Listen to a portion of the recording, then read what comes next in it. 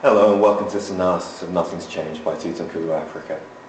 The poem's written as a response to South Africa in the post-apartheid era. Apartheid was a political system which ended in 1994 and was essentially legalised segregation between whites and blacks. So black people were treated as second-class citizens, had poor access to education, to healthcare, to housing, whereas white people were treated as superior in every way. And apartheid was a system which legalised this and formalised it.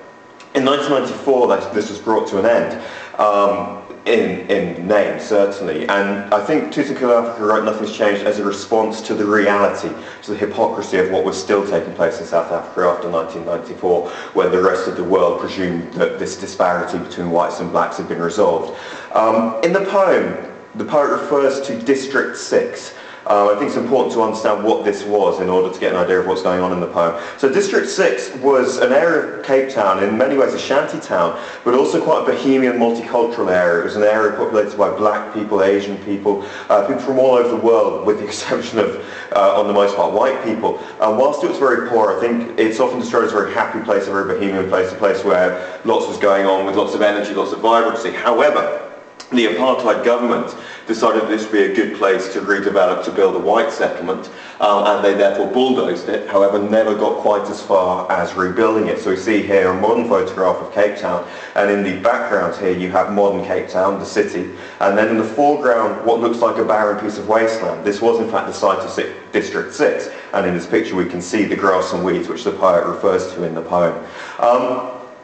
In the exam, it's very important that you write about the structure of the poem, so we'll start by going over a couple of the structural points and then move on to the language the poet uses, all the way talking about how the poet feels. So, with the structure, we talk about the way the poem looks on the page, why it's been laid out the way it has been, why things are where they are. And the first thing that should stand out on reading this poem is, well, first of all, we have 7 stanzas, but then if we look right at the beginning and right at the end of the poem, we have the same words.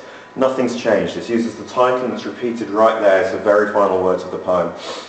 And this, first of all, emphasises the key point that whilst the rest of the world might think South Africa has improved and apartheid is over, it has not. Nothing has changed. But also, because we start and end in the same place, we have a lack of change in the poem. At the beginning of the poem, nothing has changed, and by the end of the poem, nothing has changed. And it kind of almost gives us a visual idea of how little things have changed, the fact that we're exactly the same at the beginning and at the end. You'll also notice that whilst this poem is basically symmetrical, there's a short stanza in the middle which stands out to the eye. For me, poets often do this kind of thing to emphasise the key point, what it is they're really trying to say. And if we look at the words Africa uses on this 2-line stanza in the middle, stanza 4, we will see that I think this is exactly what he's doing. He's setting up his key point. We have the words, no sign says it is, but we know where we belong.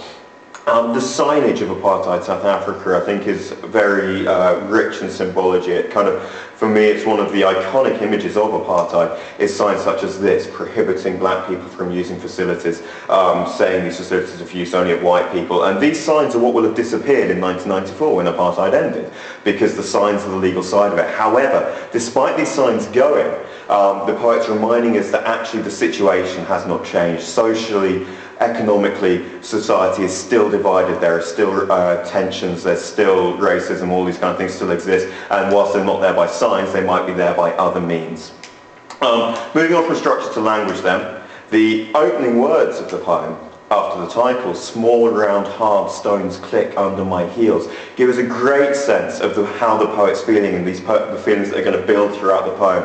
It's very monosyllabic. Words of just one syllable, which for me seems bitter, seems resentful, seems angry, seems also slightly detached. And so, yeah, we have this bitterness right from the outset of the poem. You also have the onomatopoeia of click, which gives a sense of realism, makes us believe we're actually there, that we're feeling what the poet is feeling. And that gives us quite a sharp introduction to the poem. Moving on to the end of this stanza then, we have the purple flowering amiable weeds, if we think back to the picture of District 6 at the beginning. For me, there's something strange about this. Well, there's 2 strange things. First of all, this word purple seems like an odd choice of colour. We're talking about something that's been destroyed. If I were to describe the weeds, I would maybe choose brown or grey, because they're colours that for me seem drab, represent death. Yet purple seems vibrant, it seems full of life. And this is unusual, and that sits uncomfortably, it's oxymoronic with the word amiable weeds. And for me, we have the word amiable in the word purple because the poet feels a sense of kinship with the weeds. He personifies them, and it's almost as though they're his friends. He can sympathise with what weeds are. Weeds are unwanted, people try and destroy them. And I would suggest that he feels exactly the same way, that he is unwanted, that he is just like a weed, and therefore they're friendly and they're vibrant, and these are the only things that we can feel any sympathy for in the poem. Moving on to the second stanza, and I've included the whole of this stanza because I think there's a few key points we can bring out of it, any of which would be good in an exam depending on the question. District 6, no board says it is, but my feet know, and my hands and the skin about my bones, and the soft labouring of my lungs, and the hot, white, inwards turning anger of my eyes. The first point we can bring out of this is the words District 6, 2 words in a sentence. It's short, it's expletive. He's spitting these words out. We can see his bitterness, his anger at what's gone on here, despite the fact that this is looking back years later. Another linguistic point we can take out of here is this repetition of the word and. For me, where previously in the poem we've had lots of short sentences broken down with full stops with punctuation, now this repetition of and is representing that there's a loss of control, that the anger is building, the frustration is building, and they're taking over the way the poet thinks. Another point we can take out of stanza 2 is the alliteration, labouring of my lungs. I would say it exaggerates his pain. If you listen to the length of that L sound, labouring of my lungs, it sounds laboured, it sounds painful, which just adds to this sense of pain. And the final point we could take out of stanza 2 is the body parts, which actually are present throughout the poem, but we have hands, feet, eyes, nose, all those kind of bits and pieces. And this, for me, gives a sense that this pain, this suffering, this anger has become a part of who the poet is. It's become a part of his physical being, which again emphasises how long he's felt this way and the fact that this isn't going anywhere. This isn't just a short-lived thing. Moving on to the end of the third stanza, we have the words whites only in. First of all, this is a pun. Puns are usually used to be quite witty, to be quite kind of a play on words. But here it doesn't seem appropriate that it's witty. I would suggest it's witty yet bitter. It sums up the sentiment of the poem. The fact that, yes, this is a restaurant, it's an inn. An inn could almost imply somewhere quite poor, although obviously it's not. But punning on the word suggests that nothing has changed, that it suggests this bitterness, this anger that the poet feels throughout. And then we move on to the second half of the poem, and we have a more detailed description of the whites only in. Crushed ice glass, linen falls, the single rose. These are images of sophistication, of luxury, of beauty, of wealth, and also very clear images of white society at the time. Even though there's no legal segregation anymore, apartheid is over, this is very much whites only. This is the kind of luxury that they can expect to enjoy. And these images are then compared with images of black society in the following stanza to demonstrate the clear disparity in society. So we have the plastic tables top, wipe your fingers on your jeans, spit a little on the floor. This is kind of unsophisticated. This is poor man's food. Yet somehow the poet seems much more drawn towards it. This seems to be far more part of who he is and what he is than this sophisticated white society. You see that even more with the quotation from the penultimate stanza, it's in the bone, describing the working man's camp. This metaphor for me is very significant. It sums up that he feels a kinship with this culture. This culture is a part of him. It's ingrained in the fabric of his being, if you like. And that's very important. The only sense of happiness we have from the poet in this poem is when he thinks back over his times in the working man's camp, in a culture that he's comfortable with.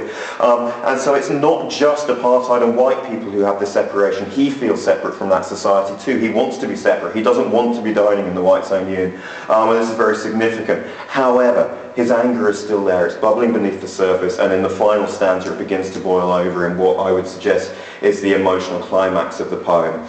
Hands burn for a stone, a bomb, to shiver down the glass. Nothing's changed. He spits out those last two words again. But before we get there, we have this angry alliteration of hands burn for a stone, a bomb. It's the B sounds a plosive consonant, it's aggressive again, and sums up the fact that he wants to commit violence now. This is physical violence that he wants to commit. He wants to take out this rage that's been building for so long. And Yeah, and so there's the direction of his anger. And then we have that final expletive again, nothing's changed, 2 words, full stop, sums up his emotions, and it's a sense of giving up almost for me, that this anger won't get him anywhere, that it's futile, and therefore nothing has changed, nothing will change, and the poet will remain angry forever. So that's Nothing's Changed by Africa. I hope it's been helpful. Thank you for watching, and please keep your eyes out for more videos in the future.